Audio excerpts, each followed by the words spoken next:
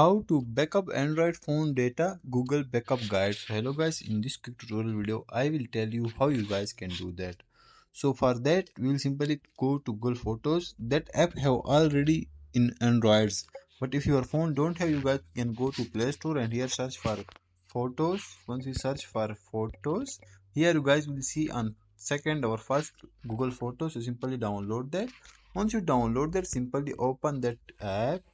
Once you open that, so for backup you guys will see your a lot of photos etc. Also you guys can see on top right corner your Gmail icon. So simply click here. Once we click here you guys can see get storage, manage storage. Also you guys can see backup is off. So you guys will simply click on turn on backup, and once you click on turn on back, you guys can see your Gmail. Also you guys can see do not backup, turn on backup. So once you click on turn on backup, so your backup will be started and all your gallery photos will be uploaded to your Gmail. So even if you download it and even if you lost your all data, you guys can recover all your data using your Gmail account. So that's how you guys can do that. Thanks for watching.